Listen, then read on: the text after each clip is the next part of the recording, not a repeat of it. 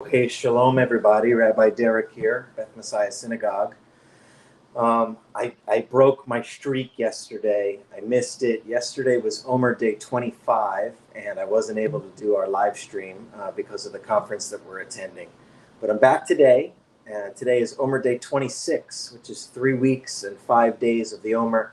I hope you're being blessed by these daily devotionals. And I want to draw your attention to Matthew 13, verse 44. Yeshua speaking. He says, "The kingdom of heaven is like a treasure hidden in the field, found and hid again. And from joy over it, he goes and sells everything he has and buys that field." So this chapter has lots of short parables by Yeshua about the kingdom of heaven. And the phrase is used, there's a theological word, it's called a circumlocution. So it's a short phrase to describe a bigger, more abstract concept. So the kingdom of heaven is often used as a phrase to describe the presence and the character of God.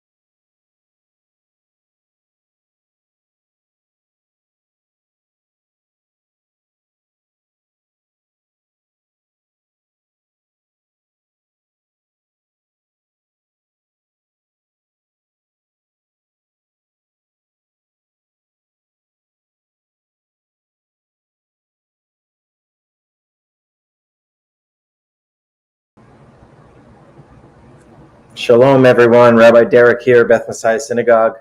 I just did this whole thing thinking I was live, and I wasn't because we're having some odd connection issues. Hey, I missed you all. Yesterday, we missed the live stream. I broke my streak. Yesterday was 25 days of the Omer. And where's my notes here? Yeah. 25 days. Yesterday was 3 weeks and 4 days. And because of the conference we're attending, I just wasn't able to live stream. But we're back today. It's Omer Day 26. Remember, connecting Passover to Shavuot. So Omer Day 26, 3 weeks and 5 days. And I hope you're being blessed by these daily devotionals. I want to bring your attention to Matthew 13, verse 44, which says, Yeshua speaking, saying, "The kingdom of heaven is like a treasure hidden in the field, which a man found and hid again. And from joy over it, he goes and sells everything that he has and buys that field."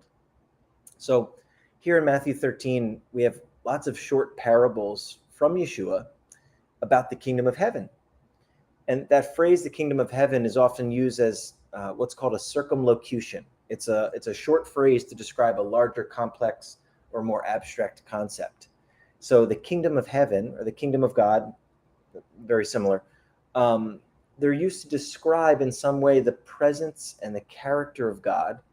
And what Yeshua is illuminating here is all these different facets of life in the kingdom, being a resident of the kingdom, walking in the presence of God via a personal relationship with Messiah Yeshua. And specifically here in verse 44, he's illustrating the precious nature of being saved by faith, right? So we have this man who finds a field. He realizes that there's treasure in this field, and he sells everything he has to go and get it, right? He realizes how valuable it is, and he goes to the greatest length possible to go and get it. So in one sense, it's demonstrating how God found us in our lost state and went to the greatest length, the death of Messiah, and not only his death, of course, but his resurrection, but the greatest length really to secure our redemption, right? He gave his greatest, he gave his all in order to purchase us back from slavery, from sin, from death. In another sense, the other side of it, it can illustrate from our perspective what it looks like to realize that Yeshua is the Messiah, and as a response in faith to give him everything for the sake of living in the kingdom with him. So it really shows both sides of it. And I believe that these parables of the kingdom are meant to illustrate quite a lot of things in order to give us a nice round picture, all these different elements of what it means to walk with God, to be in the kingdom of heaven. So I hope you're blessed by that today. Talk to the Lord about that. He wants to show you how precious it is to be with him, even more than you may understand now. All right, shalom. We'll see you again tomorrow.